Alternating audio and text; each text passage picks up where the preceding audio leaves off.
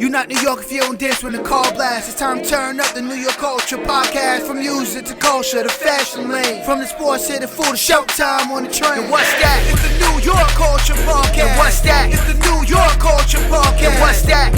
New York culture podcast. And what's that? It's the New York culture podcast. Welcome back to NY Culture Podcast with your girl ANDREA, Maria, and YALA. What's up? What's up? What's good, y'all? Nothing. What's up? What's going on? Got a lot to talk about this week. Starting with Bad Bunny. With Bad Bunny. Yeah, we could talk about Bad Bunny. So what's going on with Bad Bunny? So currently, Bad Bunny, Sony just announced that Bad Bunny will be starring in a Spider-Man spin-off movie coming out in about like 2024. He's being casted as Marvel's first live-action Latino lead. So he's playing a Marvel character called Ed Muerto. Mm-hmm. Ed Muerto, and his name is Juan Carlos, right? Yes. Juan Carlos. Yeah, so he's a wrestler. Yes. Which is pretty ironic because we were speaking about Bad Bunny, like working with WWE and how he felt about professional wrestling. So now he's actually getting to portray a Marvel character who's a pro wrestler on the big screen. So this should be cool. Interesting. He's actually starring in a movie called Casandro. Casandro is like a movie dedicated to a Mexican wrestler named Casandro. So everything is links back to wrestling. I see. Yeah. He's living his dreams. Yes, like that. Speaking of Bad Bunny, he's also starring in a movie alongside Brad Pitt called Bullet Train. That's releasing July 29th. I saw the trailer for it recently. He's got like a serious role. He's fighting with Brad Pitt in the train and stuff. Yeah, That's cool to see. He's all over the place. He even came up in an episode of Narcos here and there. Okay. So he's out here. Nah, yeah, that's one thing about him. He's always getting to the bag, whether it be acting, his music, anything he's doing. He's always working wrestling. So, all right, let's tell me more about the character. So, supposedly him and Spider-Man like link up. Is that what happened? Right? That's what happens? Yeah, so apparently they wrestled at this like charity event, him and Spider-Man, and then Spider-Man saves him or something like that. So I thought one of them was stung by Spider-Man. Yeah, it was the El Dorado character. El Dorado. I'm not too familiar with the character, but I'll be reading up on it just so I can get ready for when the movie drops, so I could be more informed. Mm-hmm. But that's what I like about when they do movies on characters like this, because it shines a light on a character that not a lot of people would know about. So I feel like, and choosing him to do that should do well because he's a global superstar, so that's gonna bring a lot of attention to it. Yeah, that's dope. He said to bring Ed Muerto to life is just incredible. That was like one of his comments that he made on it. But I feel like it's dope because how many Latino characters we have in Marvel, period. Like now we got Miles Morales. He's half half Puerto Rican. Mm-hmm. Yeah, we got the animated one. We still waiting for a live action. Yeah, so we coming a long way, So yeah, then they have the Spider-Man movie, the new one, the animated one, the Into the Spider-Verse. That's the new animated one, the second part. So then that's gonna be broken into two parts too. So it should be interesting. You get to see more Miles Morales after the first movie. Did you see the first movie? No, I didn't. Into the Spider-Verse? You should check it out. It's a great movie. One of the better Spider-Man movies. Animated? Yeah, animated, yeah. Not live action, but it did very well for a Spider-Man movie, even though it was animated. Okay, that's dope. Well, they should make it live action also. I mean, still touching on Marvel, I got to see Morbius. Did you see it? Yes, I got to see that. It was actually really good. People were saying that it wasn't that good. It was good. It just ended whack. Yeah, so the reviews online initially had me hesitant to go check it out, but I was able to go watch it, and I actually really enjoyed it. Like you said, the end was just a little flat, but I feel like the end credits after the movie set up for like what are we gonna see the character doing next, which has me very intrigued. So I feel like, and the movie could have benefited from being at least like another 15 minutes longer, because it wasn't 2 hours. That's why. Yeah, it was an hour and 44 minutes. So I feel like if you stretch it to that 2 hour mark, it's still not that long, but it still gives you enough time to to touch on some more things. I bet you they cut a bunch of stuff out of the movie too. They just It was didn't. good. Like I don't even think it dragged at all. Because some of these movies be dragging. This one did not drag at all. Yeah, so, it just ended not great. So just some background on Morbius. The character's name is Dr. Michael Morbius. He made his first appearance in the comics in October 1971. He's a vampire. Like he's a biochemist, and he's trying to find a cure for his disease. And so in trying to find a cure, he's been trying like tons of experiments. So then he tries to experiment using like bat blood or bat DNA and mixing it with his human DNA, and then he ends up turning into this whole vampire, and he's like fighting to control it. Yeah, he craves blood. Yeah, he creates artificial blood to help others, but the artificial blood is only doing but so much, so he starts to crave human blood. So it's like in the movie they show like he's doing trials on how he can try to control it a little bit better, or what happens after a few hours, like say 6 hours go by, how his body reacts to it without blood or when he needs blood. So it's a really good movie. Yeah, I was really into it. Yeah, it's crazy just to see like how his experiment, he goes from pretty much looking like he's on the verge of death. So looking like the strongest man. He came out, he's shredded, he got super strength, super speed, he's flying. Healthy. Yeah. It was a good movie. From 1 to 10, what would you rate it? I would give it an 8. I feel like it was really good. It was just the ending. Yeah, I just needed a little bit more to see what was gonna happen. I'll go with 8 also, just because the ending, I feel like it just like felt flat. We didn't really get to see a lot of the aftermath of what went down in the movie. But I suggest anybody that's a Marvel fan, or even if you're a fan of Jared Leto, the actor, he's pretty great. Oh yeah, he is. You've seen him in movies like Suicide Squad, House of Gucci. Yeah, so he's a great actor. I think he killed it, and I'm looking forward to see what he does next in the Marvel universe. Yeah, it was a great movie. I don't know why they gave it so many like bad reviews. I didn't feel like it was bad at all. It should have just gave us a little bit more. Yeah, just a few people go online and they start talking trash, and a lot of people just wanna. They just go with it. Yeah, they want to recycle the same opinions instead of going like I ended up doing, going in person and watching it and forming your own opinion. Yeah. So I'm glad I did that. That's the world we live in. Mm-hmm. So all right, we just talking about movies. Let's talk about the music industry. We go back to. We spoke on Bad Bunny. We could go back. Oh to yeah, we're going back to music. All right, so ASAP Rocky was recently arrested, and his bail was $550,000. So, according to the news, he was involved in an incident in November which involved him shooting someone. Allegedly. Yeah, exactly. We don't know. And the person had minor injuries, but so his bail was $55,000. He's obviously out. He's out. He has a court date in August. Okay. Actually, he's supposed to be facing some time. Some articles say 1 year, another article says 14 years. So it's like, well, he's facing time. Potential time, regardless. Yeah. And then, they bring up the past because they was talking about how his incident in Sweden back in 2019 when he beat up the guy. Yeah. There's video, so I could say he beat up the guy. Yeah, he beat up that guy. Yeah. There's no allegedly on that one. Yeah, there's nothing. So, yeah, it goes back to that. And then remember Kanye asked Trump to help him to get him back. Because supposedly he wasn't being treated correctly in jail. But I just feel like it's a lot right now when they have a baby on the way, him and Rihanna. It's like, this is not timing. The time. Yeah, the timing. And then she's like in her the third trimester, like it's at the end. So I feel like it's crazy timing, and I don't know. I feel like Rihanna's at a different like status now. It's not like Rihanna when she was with Chris Brown. It's like Rihanna's at a different status to be dealing with that type of drama right now. Yeah. So I read that they raided his house. They found some guns, but the guns that were found, they didn't match. Yeah, they didn't match the casings or anything like that found on the scene. So, I guess we'll see where it goes from now. But it's crazy to be involved in something like that right now. Yeah, the timing, right? You're about to become a dad, and then God knows you might have to, be years away without your. So they arrested him coming off like a plane Yeah, from they arrested him. Barbados. Yeah, in LAX. Yeah. That's crazy. Bad timing. Hopefully, he wasn't involved. I hope so.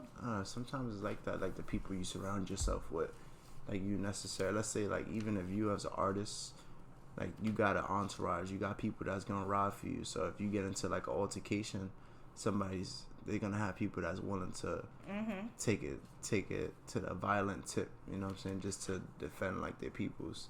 But who knows? You got people like the baby that go and take it into their own hands. He handles it by himself. Self-defense. Somebody recently was trespassing on his property, and he didn't know what they was gonna do, so he shot him in his leg, and then he called 911. You can hear the guy in the background like groaning in pain and stuff like that. But But to shoot him?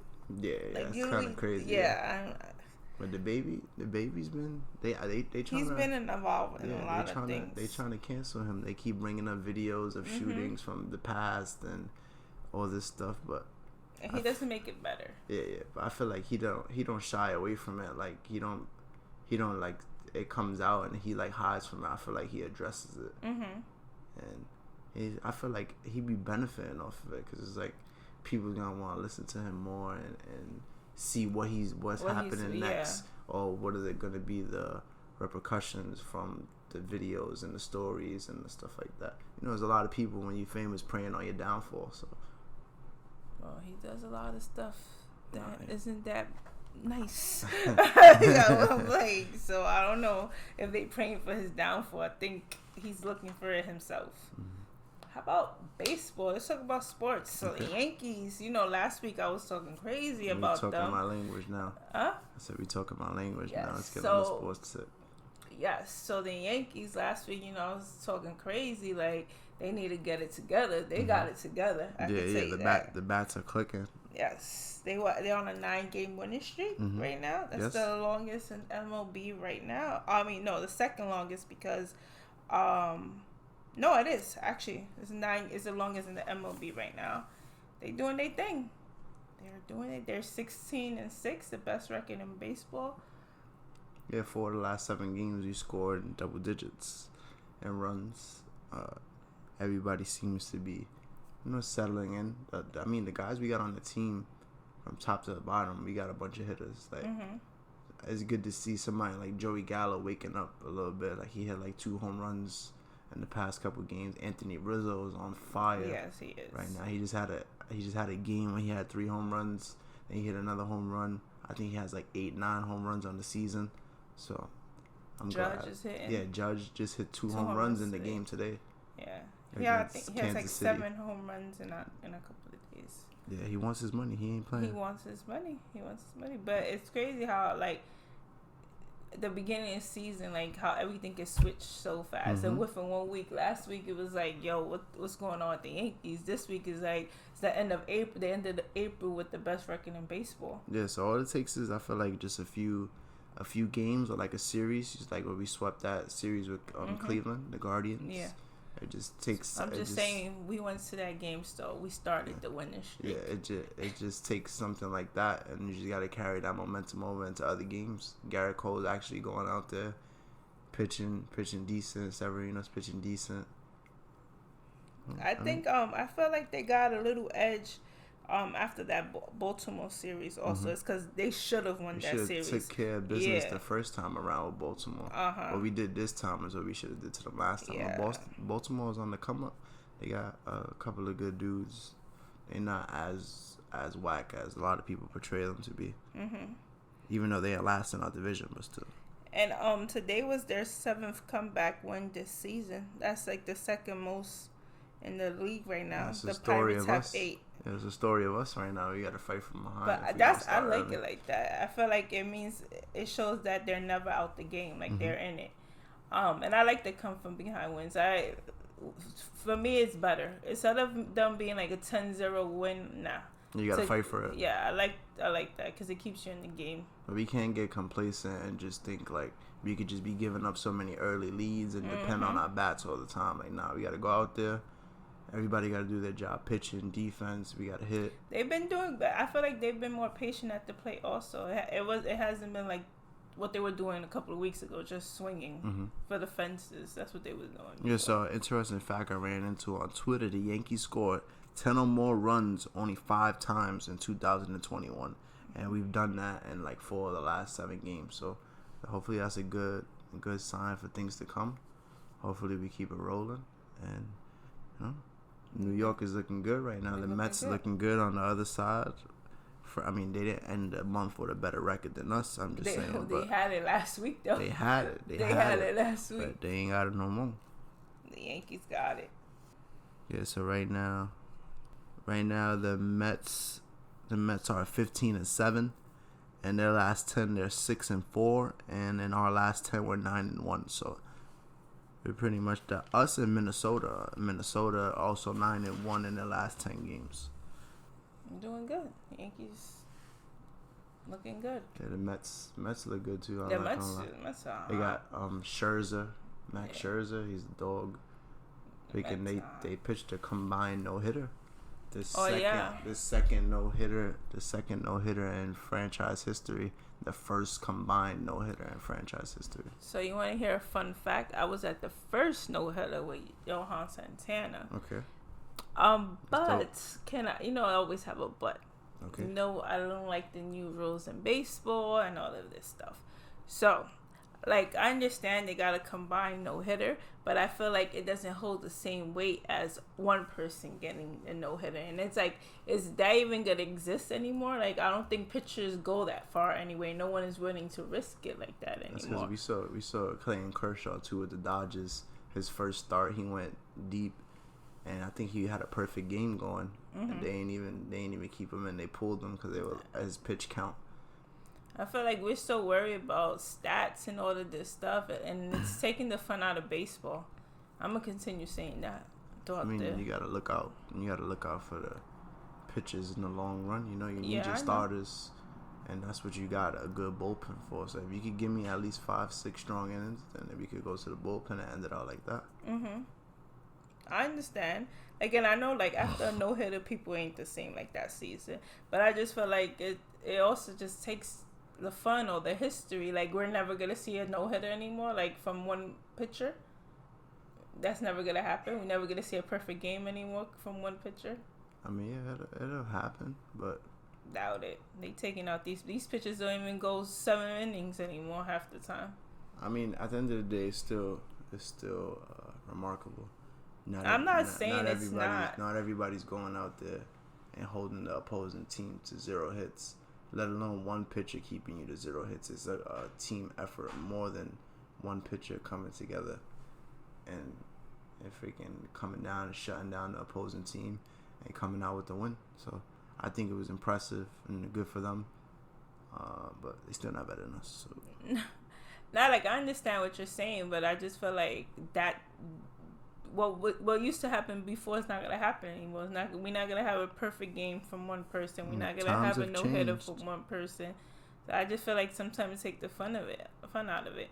So it means basically the only Mets no-hitter will always be Johan Santana, regular no-hitter. Now with a combined, this is the second no-hitter, but first combined no-hitter in franchise history. So Tyler Mego pitched the first 5 innings.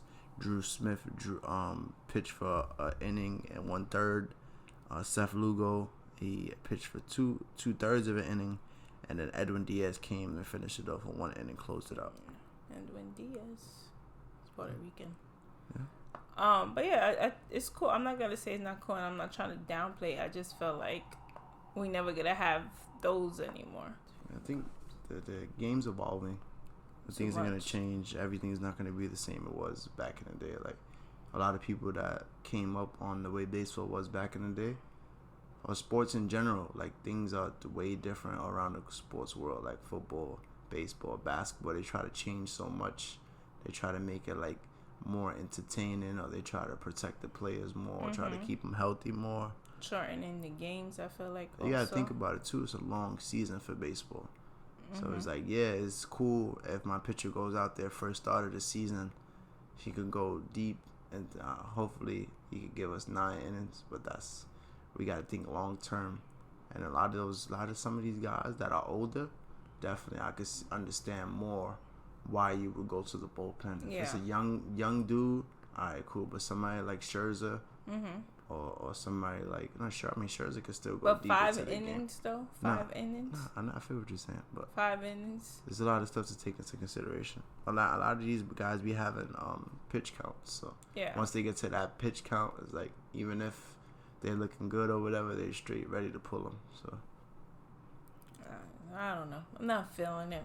Like I don't feel like all these other new rules. Well, while we still on baseball, Giancarlo Stanton hit his 350th career home run. Yep. He's the 7th fastest player to reach it. Names before him, notable names before him are people such as Babe Ruth, Albert Pujols, Alex Rodriguez, Mark McGwire. So, because he's like an A-Rod. He either hits a home run or he strikes out. Hey, as long as he's hitting it, I'm good. Mark McGwire is on the list? Yeah. Does it count or no? That I'm not sure. A lot of things don't count in baseball anymore. Yeah. It's probably the reason why these pitchers don't last more than 5 innings either. A lot of things don't count, but somehow I'm going to stay salty about it. That Houston Astros championship, it still counts. That's crazy. It still counts? Yeah, it still counts. Yeah, it's crazy. They didn't take away everybody's MVPs that was juicing up before. That's true. All home run derbies, they didn't take none of that back. Home run derby is different. It's just like a entertainment, you know. It's not like actual. But they didn't take away those MVPs at all. And I feel like that's cheating to the next level because you're on the juice, you got all of these numbers up, and if you wasn't on it, would you still have those numbers? Even though you still have to be able to hit. You get what I'm trying to say? Like people be like, oh, they're on the juice, they're cheating. Yeah, but they still have to be able to hit. It's not, they just have power now, a little bit more. But yeah, what else was going on in baseball? How about the Mets when they was about to fight the other day with the Cardinals? Oh yeah, Nolan Arenado, the star third baseman of the Cardinals, got suspended 2 games because they threw up and in on him, and he didn't react to it well, and then benches cleared, and they got into a little incident. He's a dummy. The Mets have gotten hit like that serious though. I think he overreacted. That's what I'm saying. He's overreacting because the Mets got hit. How many times have they been like trying to fight or anything? Yeah, Lindor just got hit in the head not too long ago. So it's like he was just doing too. I felt he was doing too much at the moment, and that's why he got suspended. Yeah, 2 games. 2 games. He appealed 2 games it. Is 2 games, yeah. He appealed it, so I think it's gonna be 1 game now. Speaking of suspensions, Trevor Bauer, pitcher, was suspended for 2 years after allegations of sexual assault and domestic violence. He's been dealing with this for like the past year or 2, and we haven't seen him pitch in a while, and it doesn't look like we're gonna see him pitch for a while. He's appealing the suspension, but it doesn't look too good for him. I don't know what's going on with these players, but I feel like I'm glad that now they holding them accountable because before a lot of players, whether it's baseball, football, basketball, they used to get away with all of this. They'll beat on their wives, whatever, and the league would never do anything. That's how I felt. So now they holding them accountable. So now I feel like they gotta stop because now they have a lot to lose. Before it was like, I'm still gonna be the man, I still get to play. Now it's like, all right, if I do this, I might lose it all. So I think, well, he's appealing, right? Yeah, he's appealing, but a lot of women are coming out and just saying, like 2 days ago, there was a new accuser that came and spoke out. They said the first time Trevor Bauer choked her unconscious without her consent in 2013. That's crazy. It's scary to think that, you know what I'm saying? You don't know 100% certain if that actually happened or people just coming out the woodwork trying to pile on to what's already a bad situation. That's what I was about to say too. And that happens a lot. They just go with it. Like, remember with the whole Cuomo situation, where you had all these people saying Cuomo did this. Every day there was someone new, and as of right now, everything he was accused of, he's coming out innocent. So it's like y'all just wanted him out of office. And I'm not saying this guy, Trevor Bauer. I don't. He probably did something, but I feel like all these other people that's adding on to it is just adding on to it just to. That's like even with Deshaun Watson, young quarterback in the NFL, now playing for the Cleveland Browns. Mm-hmm. He hasn't played in like the past year or so because of a lot of allegations that are coming out. So right now he just got traded to the Cleveland Browns. He got a lot of money, but it's like everything's not really settled. You know what I'm saying? So it's like you got to see what the league is gonna do about that first, and then think about how you're gonna move forward as a franchise.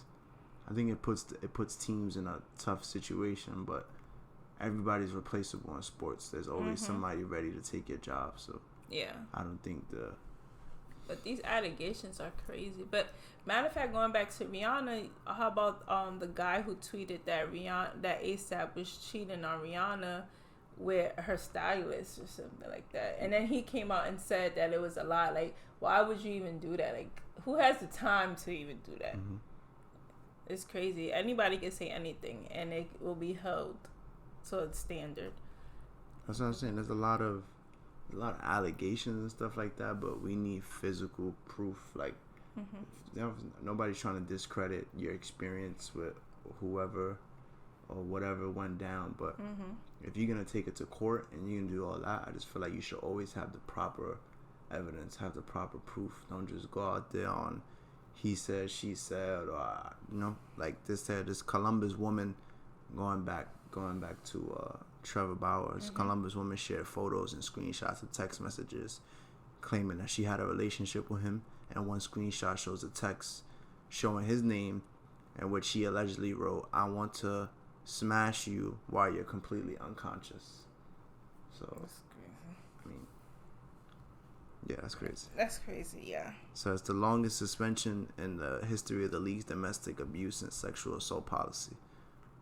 So 2 years. That's 2 years. He don't even know if he can pitch still the same way. I mean, he's one of the better pitchers in the league. Yeah. But I just feel like, it's a mental thing too. Like, how are you gonna react after all this mentally? Like, damn, I haven't been able to play the game I love for like the past 2 years because of something like that. And then think about it, how he's being dragged in the media and all this stuff. Like, yeah, it takes a lot. And baseball is a mental I'm pretty thing. sure it's a trip mentally for all the females, that allegedly went through all these experiences, because nobody deserves to go through nothing like that. No, not at all. So I like the fact, like you said, they keeping these players accountable, because we can't just make it seem like, just because you're an athlete or a celebrity, you could just be out here doing whatever. So I'm glad that they holding him accountable for it. But like I said, hopefully there's solid proof to go with the allegations. Yeah. That's crazy. Yeah, we're still touching on sports. We got the NBA playoffs. NBA playoffs still going on. We made it into the second round. Just a real quick recap of the first round. I would love to get more into detail, but there's a bunch of series that are going to be here for a while, just going on and on. So we got the Boston Celtics. We spoke about this series last time we were on the podcast. They swept the Brooklyn Nets. The Brooklyn Nets didn't even win a game. Yep. So Boston sweeps them 4-0 in Brooklyn. Add insult to injury. Miami beat Atlanta Hawks 4-1, which I saw coming. The Bucks beat the Bulls shorthanded without Chris Middleton. They beat them 4-1. The Warriors beat the Nuggets 4-1. And Memphis in a very exciting series between two really good young teams. Memphis beat Minnesota 4-2. Memphis came back from like down 10 plus points in like 3 separate games. Like, even this last game they played, it was down like 13 and ended up coming back again at the end of the game and then just sealing the deal. But that series was very exciting. I really enjoyed that series. And a lot of nice young great talent in that series, like Anthony Edwards, John Morant, Desmond Bain. There's so many great young players. We got Karl Anthony Towns, who's not as young as like an Anthony Edwards or John Morant. He's a little bit older than them. Still young though. D'Angelo Russell. It was a fun series though. And then Anthony Edwards actually finished his first playoff series scoring 151 points That's the most points in a series by a player at the age of 20 or younger in postseason history. And he passed Derrick Rose. He scored 138 points in 2009 in 7 games. So that's good company to keep. That is. And he's only 20 years old. So imagine if he's doing that right now. He just got into the league. His first time in the playoffs, he made noise. So I'm really excited to see what Minnesota has in store coming back next season. Memphis moves on. Dallas beat the Utah Jazz. So now we're in the second round. Now the matchups are Celtics and Bucks. The Bucks took game 1 today. We got Memphis Grizzlies and the Warriors. The Warriors just won game 1. And I forgot to mention that Philly beat Toronto and moved on. But now Philly's in trouble because now Philadelphia 76ers have to go up against the Miami Heat without their star center and MVP candidate who should most likely be MVP this season because he's been having a great year, the Joel Embiid. So now Philly has to go up against that great Miami defense without their stars. So they still have guys like James Harden, Tyrese Maxey, Tobias Harris. Everybody's got to step up. Mm-hmm. Everybody's got to play their part. First he was announced to be out indefinitely. Now they're saying there's a possibility if he clears concussion protocol because he took an elbow to the face, so he had a concussion and he had a orbital bone like bruise or whatever. Okay. So and he was already dealing with a finger injury, playing through it all. So he pretty much what he said. They broke my face. He took a big elbow to the face. So now if he clears concussion protocol, there's a possibility he can make it back for games 3 or 4. So what they will have to do is just keep it alive until he can make it back into the lineup. Mm-hmm. Well, I think it should be. I think Miami wins though, and then going for Miami. I'm not going for Miami. You know what I'm saying? I don't want to say that because the wrong person hears this. I already know who you're talking about. E-Bars might hear this and be like, yeah, cut, you going for my team? Cut. No, I just think they're gonna win. That's just my opinion. Then the Mavs and the Suns, because Luka Doncic ended up making it back after injury for the Mavs, and it just helped seal the deal against Utah. Utah's a good team, but they just, I don't know, they fall apart sometimes. Like they'll have such a good regular season, and they'll make it to the playoffs, and then they got somebody great like Donovan Mitchell, who's a young star in the league. He's been going through these tough losses in the playoffs. Like we had in the playoffs in the bubble during the pandemic, him and Jamal Murray from the Nuggets had crazy battles. Like even to this day, I still go back and watch them going at it because they were going crazy. But they lost that series too. So it's like there's rumors like, oh, will Donovan Mitchell want out? Is he gonna leave? Is he gonna go elsewhere? I would like for him to come to the Knicks. That's just me being biased. But yeah, so you and your Knicks. Yeah. I mean, real Knicks fans is gonna stay and buy the team, of course, through thick and thin. You know, so I'm not about to go just because I had a favorite player in the league, which is Kyrie Irving, that just so happens to play for the other team in New York. New York team. Yeah, but I'm still rocking with my Knicks. I don't care how many L's we take, but we show signs of progression. We just, we was in the playoffs last year, and we did. We had the same amount of playoff wins as the Brooklyn Nets this season. Yes, you guys have. So, yes. I have like a favorite Angie Martinez line, and she says BS don't affect me like a diehard Knicks fan. What you think about that line? That's facts, though. Literally, that's one of my favorite lines from one of her songs. Nah, that's facts, though. In other news, we should speak about Dr. Fauci. Oh, shit. That's your boy? Dr. Fauci, listen to me. He needs to get it together. So, in an interview on PBS, he stated that the U.S. is out of the pandemic phase. So, social media was going crazy. Everyone has something to say. Then, the next day, Fauci tried to clarify. He said, we are out of the full-blown exposure pandemic, but that does not mean the pandemic is over.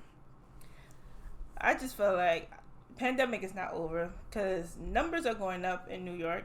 In the last 7 days, the daily average is 6.90% And also, public schools are starting to give kids COVID tests again every week. More COVID tests, right? Yeah, because remember they stopped. They was doing them every week. They were doing it, and then they stopped. It was only when someone tested positive. Now they're giving out 4 tests a week, and if somebody tests positive in the class. So I feel like we're going back. We're taking a step back. Yeah, so I mean, a lot of people are coming off of spring break. A lot of people are traveling. Mm-hmm. So I could see like as to why the numbers might be up a little bit because Yeah. you know some people. There's people out there that act like COVID's still not out there. Mm-hmm. I know a lot of people who's tired of the mask every day, and I gotta live my life in paranoia. Some people just don't care at this point. They're everywhere maskless, and that's okay. That's your decision. But you know, it's just still gotta be cautious and be aware that you know that's still out there. Nobody's saying you can't go and live your life, but just Yeah. take it easy, be safe, always take precaution. Oprah actually has a documentary coming out because Oprah still supports mask wearing. Which is fine. She says people have COVID death amnesia. So they're trying to say it's like people are just acting like nothing happened. they're like an But I hear it all the time because when you stay here, they be like, oh, COVID is just a cold. COVID is just a flu. And it's like, how about all these people that died? We had almost 1 million people die of COVID. So you can't sit there and tell someone that had a family member pass away of COVID talking about COVID is just a cold. You get what I'm trying to say? So it's like, you just have to be cautious of what you say. There's a lot of non-COVID believers out there. Yeah. Even after all the deaths and stuff. It's crazy. Or not, they'll be like, oh, people die from the flu every year, but not that many. Or they'd be like, oh, I already had COVID, so I can't get it again, or it's not going to Meanwhile, affect me you as can. bad. Yeah, you can, but people like, oh, you know, it's not going to affect me as bad as it did the first time around. Now, how about in December when everyone was testing positive and they were all vaccinated? You get what I'm trying to say? Like, you can still get it. There's always a different variant, obviously. All the time there's something new. And I just feel like no one really knows what's COVID. We just go with the flow, literally. But anyway, back to Oprah. So her new documentary is called The Color of Care.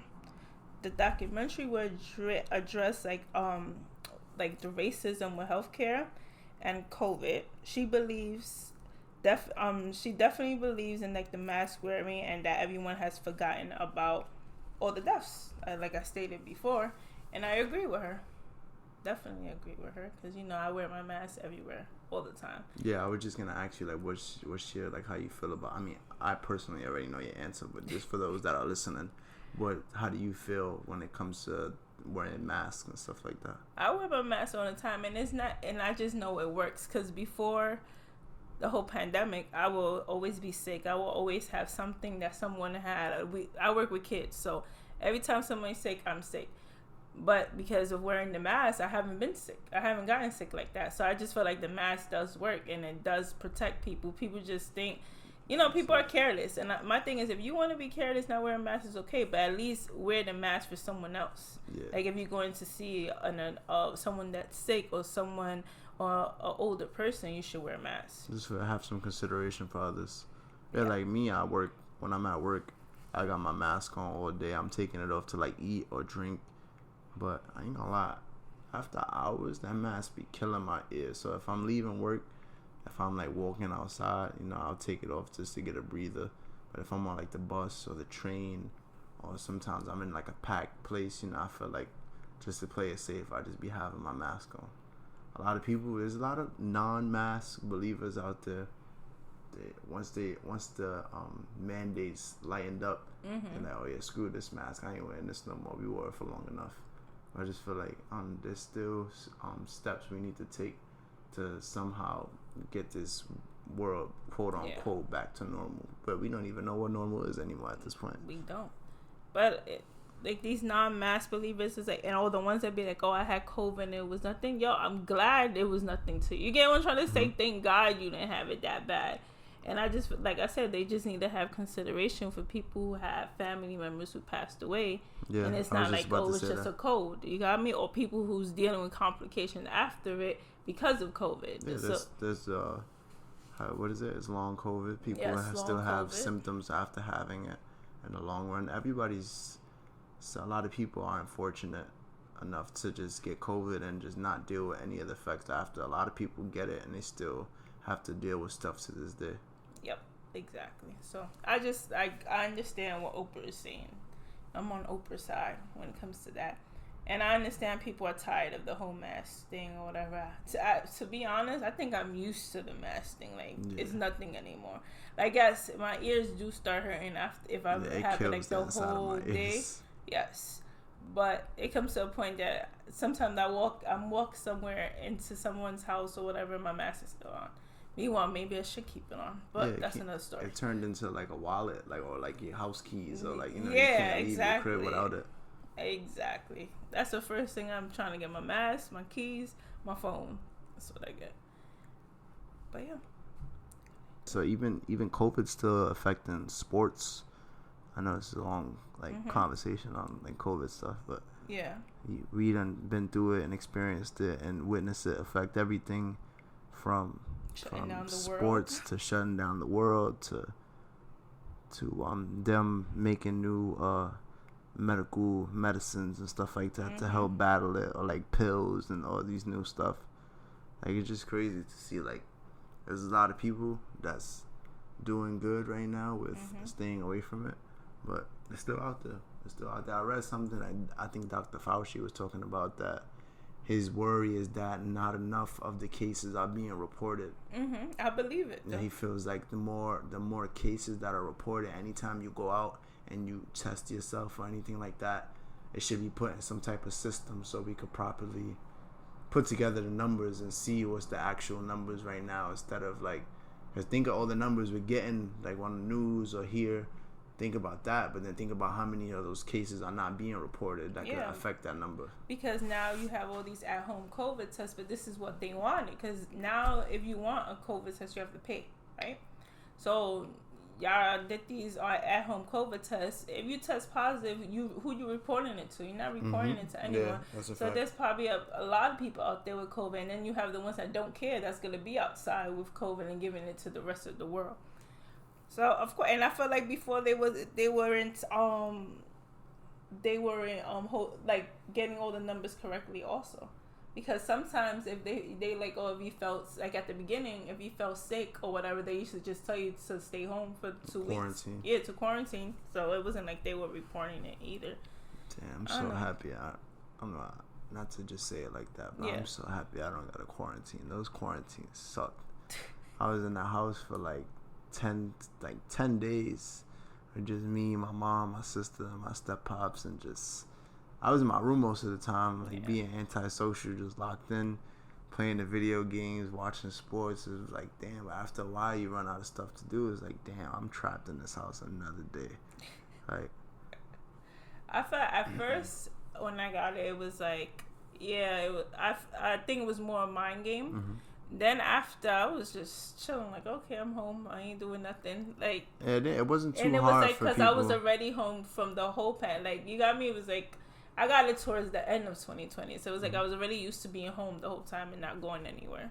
There's a lot of people are homebodies. So, like, if you're a homebody and you don't go out a lot anyway, and you ended up getting sick, it was no, like, hard The only time. thing is I was in my room instead of being everywhere else, so that was a little bit more different. But then I like being alone, so it's just crazy because after I went through that, like, it really showed me, like, I could really just stay to myself. Like, I don't gotta bother nobody. I stay in my space. Nobody bothers me. I'm chilling. I just do me. Like, I feel like it gives me more of a reason to be the way I am. Like, oh, okay, I don't have to go.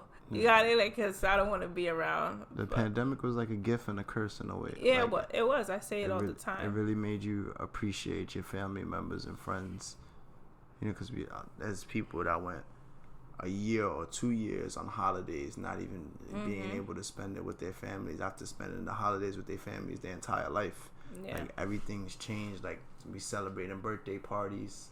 You know, it's like probably you have like just a small group of friends or family get together. You're not able to do. It was crazy. I ain't gonna lie. Even with the small groups, you be risking it though. It's like now, we got at home tests, and these ain't 100% accurate. It's not like you taking a PCR. PCRs. You know me, I don't believe in those rapids. I go and get my PCR all the time. So the PCR is more accurate. I don't even waste my time with a rapid. If For real, for real. But now with these at-home tests, you don't even see these vans and these tents outside like with long lines like before. And that's why Dr. Fauci says the numbers are not being counted for, because they're just doing them at home. I saw the test for $7.99 at Target the other day.